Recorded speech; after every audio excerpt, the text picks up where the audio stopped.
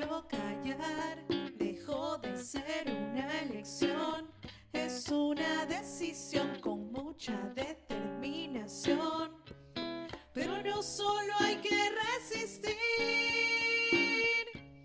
también hay que sonreír. Hola, soy Tami Drobo, apellido Sinachi con B larga, y este es el podcast de Destino Feminista. Invitamos a quienes nos escuchan a emprender este viaje para desmitificar el feminismo. Aquí les contamos nuestras historias personales sobre la construcción permanente de nuestros feminismos. En este podcast politizamos nuestras historias personales y personalizamos la política en nuestras vidas. Las opiniones vertidas aquí hacen parte de la realidad de mi vida, y antes que el tiempo distorsione los recuerdos, les comparto mis reflexiones sobre lo que significa para mí ser feminista. Damos la bienvenida al episodio 1, donde hablaré sobre ser migrante, sureña y vivir politizada. Ser sureña. Desde pequeña tengo el recuerdo de la definición de lo que significa el sur, al menos lo que significa el sur en las coordenadas geográficas y de clases sociales como las que existen en Ecuador, en toda América Latina y alrededor del mundo. Y es que muchas ciudades en el mundo se dividen social y económicamente por una línea imaginaria. Muchas veces son las calles quienes determinan dónde empieza el sur y dónde termina el norte. Esta división también ha significado una línea geográfica en el mundo para dividir lo que se denomina el sur global del norte global. Por una parte está el norte global, compuesto por los países considerados como países ricos, que bien sabemos son países o regiones del planeta que se caracterizan por haber construido imperios, a través del saqueo de las colonizaciones ejecutadas por estos países o reinos en otros territorios. Por otra parte estamos los países que componen el sur global, conocidos como países en desarrollo o hasta nombrados países pobres. Como feminista me resisto al término que muy despectivamente muchas personas usan para referirse a nuestras regiones como países de tercer mundo. Rechazo también las categorizaciones que pretenden ubicar en términos de desarrollo y riqueza a los países como de primer o tercer mundo. Yo prefiero referirme mejor a las experiencias de primera, segunda o tercera dimensión. Pero les decía, en el sur global estamos los países que hemos sido históricamente colonizados, saqueados y oprimidos por los países del norte, que como la historia nos ha demostrado, han construido su poder político y económico con base en esos saqueos y continúan haciéndolo arrebatando nuestras riquezas a través de la explotación de nuestros recursos naturales y humanos. Y son estas realidades que se han ido construyendo a través de la historia lo que nos lleva a construir este imaginario de un estatus geopolítico sobre lo que significa vivir en el norte y lo que conlleva vivir en el sur. Y es así como para muchas personas de las ciudades en América Latina, vivir en el norte o vivir en el sur tiene connotaciones diferentes en sus vidas. Para quienes somos de Quito o conocemos a Quito, capital del Ecuador, sabemos que ser del sur significa existir, vivir y pertenecer a un estrato social popular y proletario, pero muy solidario. Cuando yo era pequeña, Quito se encontraba casi que dividida entre el norte y el sur por la estatua de la Virgen del Panecillo, esa estatua muy icónica de Quito que mide, incluida la base, 41 metros de altura y que se levanta sobre un monte al que se denomina el Panecillo. Con el pasar de los años, esta división se ha ido expandiendo y disipando con la velocidad como la ciudad ha ido creciendo. Yo viví los primeros 9 años de mi niñez en el sur de Quito y recuerdo a esa temprana edad lo que significaba la geografía en mi vida diaria. Esto porque mi hermano y yo estudiábamos en una escuela que quedaba en el norte y al vivir en el sur significaba que éramos a quienes el bus de la escuela recogía primero en el trayecto escolar. Esto se traducía en que debíamos despertarnos muy temprano para estar lista y listo en la parada esperando el bus que nos recogía para llevarnos a la escuela. Al subirnos y sentarnos en los asientos del bus, sabíamos que iniciábamos una travesía diaria que era larga y pesada. Como la memoria se vuelve frágil con el pasar de los años, Google supo indicarme que esa distancia que recorríamos diariamente por trayecto era de aproximadamente 18 kilómetros, es decir, que recorríamos 36 kilómetros diariamente. En esa época el tráfico de Quito no era tan pesado como ahora. Yo no tengo mucha memoria del tiempo que transcurría en ese pasar de 18 kilómetros en cada trayecto. Mi hermano hizo sus cálculos y supo decirme que por trayecto quizás llegábamos a redondear los 40 o 50 minutos. Qué extraño se vuelve de verdad el tiempo cuando se intenta recordar eventos de la niñez. Pero lo que sí recuerdo con mucha nitidez es esa sensación de injusticia del por qué vivir donde yo vivía significaba que tenía que sacrificar horas sagradas del sueño en la mañana y aguantar el hambre hasta poder al fin llegar a mi casa para poder almorzar. Luego nos cambiamos de casa, más allácito, no necesariamente al norte de la ciudad, pero con certeza un poquito más allácito del sur. La casa donde viví desde los 10 a los 20 años quedaba en un sitio muy céntrico de la ciudad de Quito, donde el norte empezaba a marcar sus bordes. A mí, la verdad, en esa época ya poco me importaba la localización geográfica de mi casa, porque lo único que me interesaba era poder rodearme de mis amistades, y como mi casa quedaba en un sitio tan céntrico, eso hizo que mi casa sea el punto de encuentro con las amigas y los amigos, y de paso, como había una cercanía con las zonas de diversión, yo era feliz. De verdad que fui muy feliz en esos años. Migrante. Ser migrante está también muy enlazado con el concepto de venir o pertenecer al sur. Y el concepto de venir del sur empezó a calar un poco en mí cuando a mis 20 años, por una oferta de trabajo que mi madre tuvo, nos mudamos, con trasto y todo, es decir, nos trasteamos, a vivir en Bogotá, Colombia.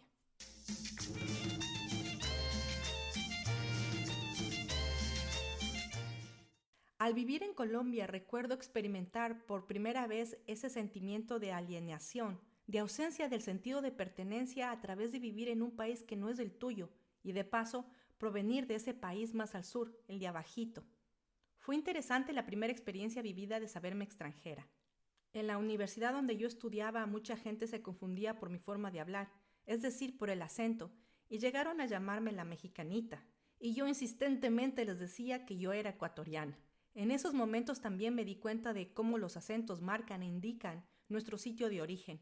Y pese a que Colombia y Ecuador son países vecinos y comparten mucha de la historia, cultura, tradiciones, comida, idioma, yo me sentía extranjera. Obvio que también me sentía alienada, porque el vivir en Bogotá significó haber dejado todo en Quito, amistades y la historia de mi vida, para luego encontrarme viviendo una realidad totalmente diferente de la que yo provenía. Y pese a que en América Latina hablamos el mismo idioma, es decir, el castellano, en poco más de los 2 años que viví en Bogotá, pasé más de una calamidad lingüística. Recuerdo un episodio muy gracioso de estar con el grupo de amigas y amigos que había logrado construir, comiendo hamburguesas, y yo ya no deseaba consumir más mi bebida gaseosa, entonces, a grito pelado en el desorden dije, ¿quién quiere mi cola? Noten, en Ecuador llamamos cola a toda la bebida gaseosa. A mi interrogante solo tuve como respuestas las risas alborotadas de todas y todos quienes estaban conmigo. Yo muy confundida sin comprender lo que sucedía, reiteré mi pregunta. ¿Quién quiere mi cola? Hasta que una amiga se compadeció de mí y me explicó muy pacientemente que cola significaba nalga. Me tomó tiempo adaptarme a los conceptos de las palabras cuando viví en Bogotá, pero con el pasar del tiempo hasta llegué a adoptar el acento y la jerga. Y si quieren hacer un ejercicio para darse cuenta de qué tan rico es el castellano y cómo en todos los países a través de nuestra hermosa América Latina utilizamos palabras diferentes para referirnos a lo mismo, solo intenten aprenderse los nombres del canguil en cada país. Canguil son las crispetas, las palomitas, cotufas, poporopó, pipocas, pororó, canchitas, cabritas, pochoclo, vaya, el popcorn. Pasó el tiempo de mi vida en Colombia. Terminé los estudios de la universidad y me gradué. Y cuando finalmente tuve un sentido de pertenencia y un intento fallido de independencia, al intentar buscar trabajo recién graduada para poder quedarme a vivir en Colombia, tomé la decisión de regresar a Ecuador. Para ese entonces mi madre había retornado a Ecuador con trastos y todo nuevamente. Decidió cambiar su hogar haciendo lo suyo y destinando los espacios de la casa a su nueva realidad.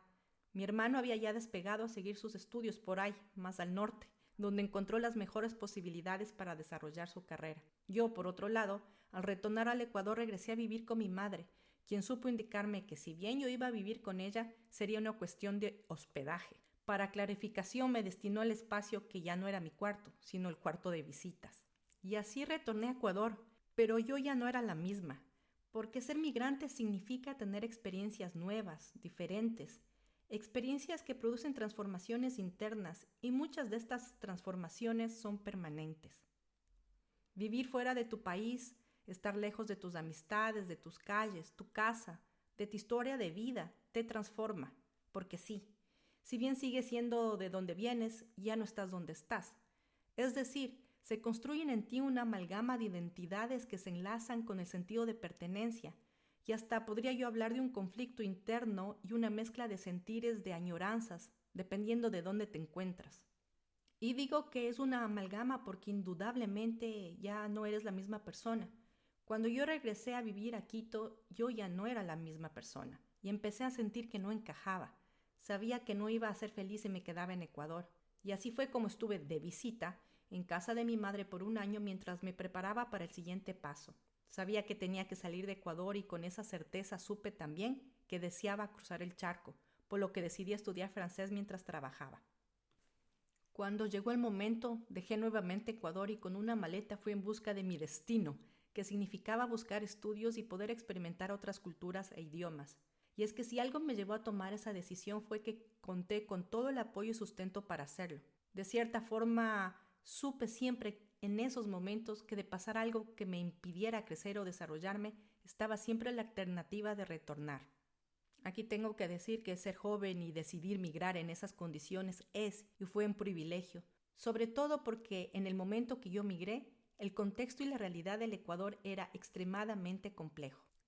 Cuando llegué a Europa en diciembre del 2001, la identidad de ser migrante caló con mucha más fuerza en mi persona, quizás porque también en esos momentos existía una marea de migración desde el Ecuador a Europa, causada por la crisis bancaria y económica desatada a finales del siglo pasado. Esta crisis no solamente llevó a la dolarización de la economía, sino que significó que centenares de miles de ecuatorianas y ecuatorianos tomaron la decisión de dejarlo todo e ir en busca de alternativas de vida que les permitiera pensar en un futuro. Muchas personas eligieron países de destino en Europa, a España e Italia por las facilidades de los idiomas. Por esta marea de migración fue que Ecuador desde el año 2003 pasó a ser uno de los países a los que los estados europeos del espacio denominado Schengen empezaron a exigir visa de entrada. Y es que a mí no me lo contaron. Entre los años 2002 y 2004 yo viajaba desde Europa a Ecuador y viceversa frecuentemente, en promedio hasta 2 veces al año. Tengo y guardo recuerdos de momentos desgarradores, de familias despidiéndose en el aeropuerto de Quito. Quedó grabado en mi corazón esas escenas donde el sentimiento de tristeza que yo experimentaba por dejar el Ecuador se minimizaba frente a las escenas de dolor y desolación profunda de la gente a mi alrededor. Desde mi feminismo yo lucho porque a las personas que migran no se las nombre como ilegales. Yo creo que no hay identidades ilegales. Migrar para muchas personas significa obligarse a partir, a dejarlo todo, y muchas veces ese dejarlo todo es a cambio de ir en búsqueda de una mejor alternativa para construir su futuro en otros horizontes, bajo otros cielos, aromas, climas, culturas, idiomas, es decir, otro tipo de estructura social y hasta cultural de la que provienes, o sea, de forma integral bajo otras coordenadas en el planeta, frecuentemente en coordenadas totalmente diferentes y distantes de donde naciste o creciste. No se debería criminalizar nunca ese deseo de vida, pero sabemos bien que la realidad es otra. Y es esa realidad del planeta que nos muestra que las razones sociales y económicas que lleva muchas veces a las personas a tomar la decisión de emigrar están siempre relacionadas con crisis en sus países de origen. La historia mundial nos dice que las olas de migraciones han existido siempre y han sido constantes.